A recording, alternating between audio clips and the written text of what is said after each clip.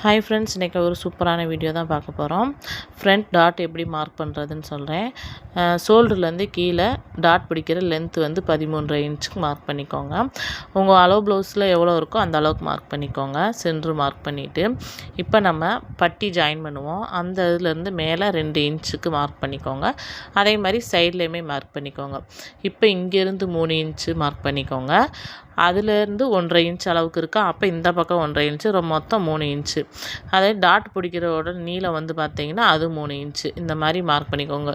3 inch தான் எல்லாத்துக்கும் compulsory இருக்கணும்னு இல்லை. 3 இன்ச்சு, 2.5 இன்ச்சு, 2.25 இந்த மாதிரி இருக்கலாம். ஷார்ப்பாக இருக்கணும் அப்படின்னா 3.5 இன்ச்சு, 3.25 இன்ச்சு கூட வச்சுக்கலாம்.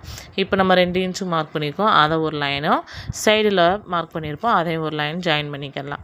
இப்போ இந்த டாட்டை பாருங்கள். நான் இந்த மாதிரி டாட் பிடிப்போம்ல அது மாதிரி மடித்து காட்டுறேன். அதோட ஷேப் எப்படி இருக்குதுன்னு பாருங்கள். Cup shape. இந்த டிப்ஸ் வந்து